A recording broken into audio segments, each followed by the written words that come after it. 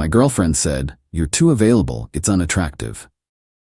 When I surprised her with lunch, I said, "You're right." Then I became unavailable. She didn't like it when my assistant said I was in Miami with a client. The client was 24 and gorgeous. Original post: I, 31 male, work in commercial real estate, not the glamorous kind you see on TV, mostly strip malls and mid-size office buildings. Good money, boring work. Been with Jessica, 29, for 2 years. Living together for 8 months. Last month, I surprised her at her marketing firm with her favorite Thai food. Thought it'd be romantic. She works crazy hours, always complaining about being hungry. I had a meeting cancel, so I grabbed pad thai and spring rolls from that place she loves. The look on her face when I walked into her office wasn't happiness. It was annoyance. "What are you doing here?" she asked, glancing at her coworkers. "Brought you lunch, babe. Know you've been stressed with the Peterson campaign," she sighed. Actually sighed. "Derek, we talked about this. I need boundaries at work. We'd never talked about that. But, okay, message received." We ate in awkward silence in the break room.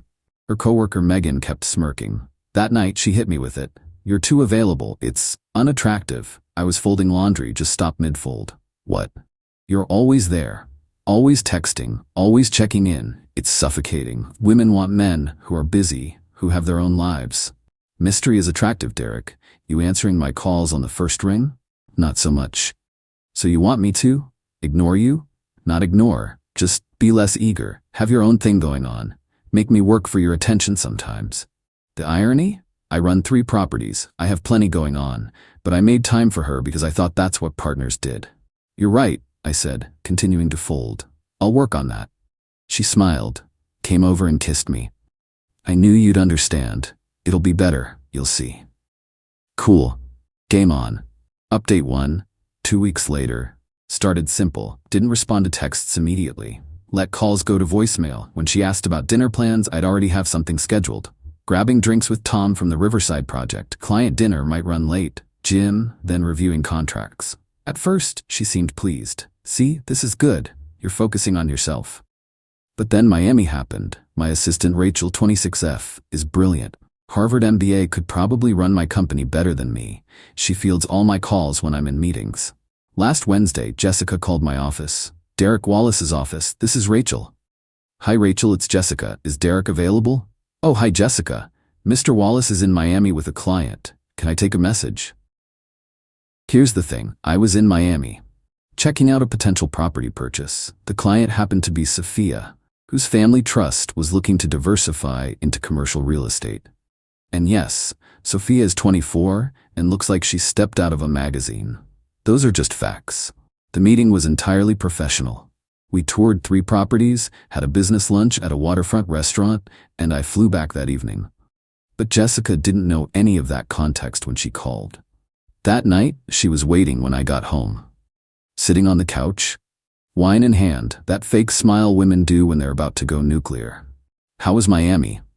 "Productive. Think we'll close on the Coral Gables property." "Rachel said you were with a client." "Yep, the Brennan Family Trust. Why?" "Just wondering what client requires you to fly to Miami with no mention to your girlfriend." I set down my briefcase. "You wanted me to be less available. I'm being less available. That doesn't mean disappearing to Miami." "I didn't disappear. I was working. You know, that thing you said I should focus on more."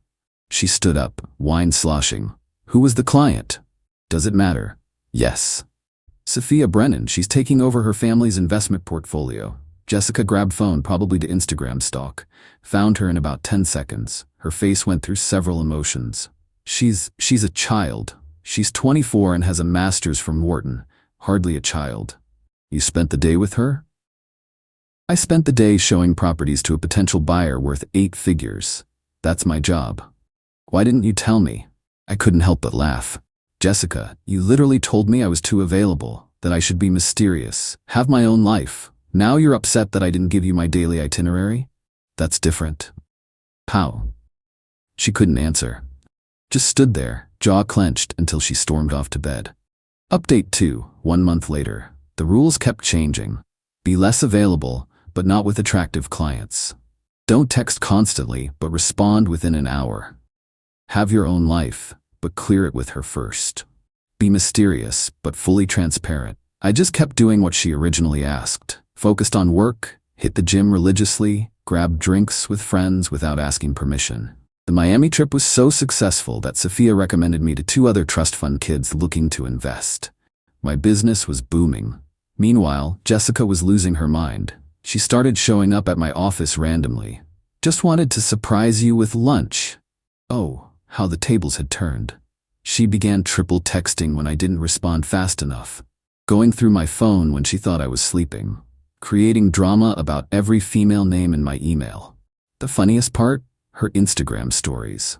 Went from independent woman who don't need no man vibes to my boyfriend is everything real quick. Pictures of flowers I'd sent months ago, date nights that she now begged for, couple selfies with captions about true love. Then came Vegas. Big commercial real estate conference. I go every year. This year, Sophia was going too, along with half my client base. I mentioned it to Jessica a week before. I'll be in Vegas Thursday through Saturday, CRE Summit. She went pale. Is she going? Who? You know who. If you mean Sophia, probably, along with about 3,000 other industry people. I'm coming with you. It's a business trip. Partners support each other's careers. Like when you went to that marketing conference in Chicago, the one where spouses explicitly weren't invited? That's different. Everything was always different when it affected her. Jessica, you can't come. It's all meetings and networking. You'd be bored out of your mind. Fine, but you call me every night. Sure. I didn't. Update 3. The Vegas aftermath Thursday. Sent a text. Landed safe heading to registration. Ignored her 15 follow-up texts. Posted nothing on social media, which drove her crazy because she was stalking everyone else's posts from the conference. Friday. Radio silence until 11 p.m. Long day, heading to bed. Talk tomorrow. Her response was a novel about trust and communication. I was already asleep. Saturday, the nuclear meltdown. Sophia posted a group photo from a rooftop mixer. About 30 people, me included, holding drinks with the Vegas skyline behind us. Professional networking at its finest.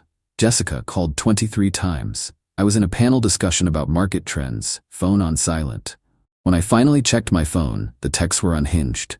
Who else is there? Why is she wearing that dress? You're doing this to hurt me. We need to talk now. I'm driving to Vegas. That last one got my attention. I stepped out and called her. Do not drive to Vegas. You're with her. I saw the photo. I'm with 30 people at a professional event. Are you seriously this insecure? Insecure? You disappear with some bimbo. Stop. Sophia has brought me 3 deals worth over $2 million in commission. You will not disrespect my clients. Oh, so she's more important than me? Right now, she's more professional. I hung up, turned my phone off, enjoyed the rest of the conference. Update 4. The Sunday showdown. Flew back Sunday morning. The apartment was a disaster. She'd apparently spent the weekend drinking wine and working herself into a rage.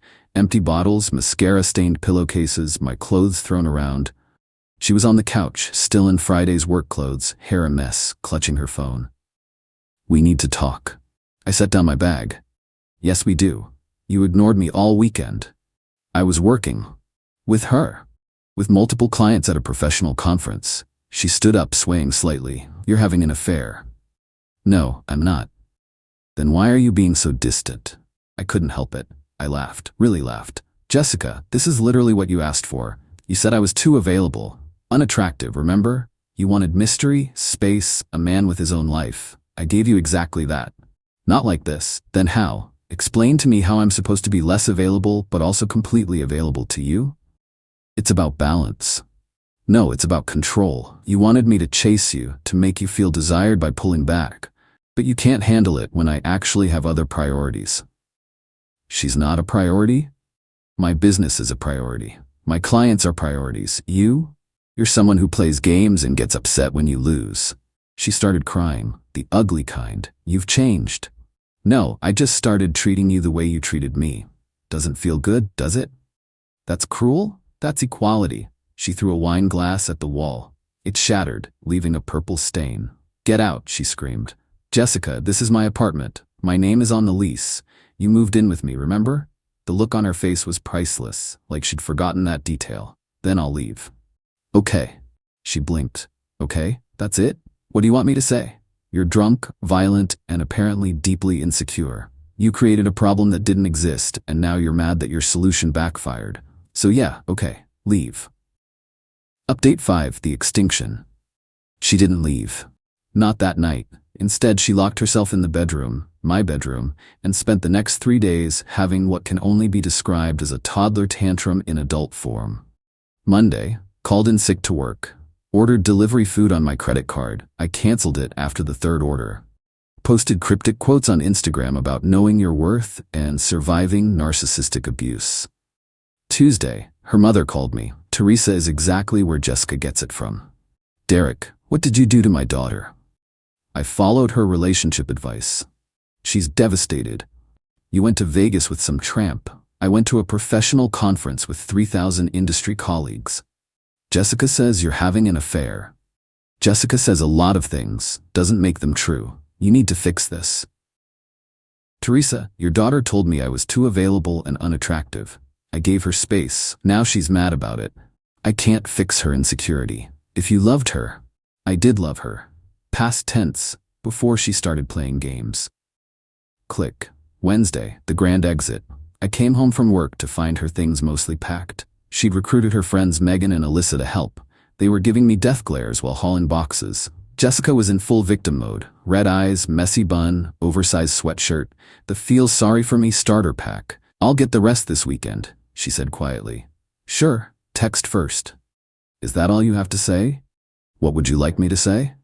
That you're sorry? That you want to work this out? But I'm not, and I don't, Megan gasped. You're such an asshole. How? By doing exactly what Jessica asked me to do?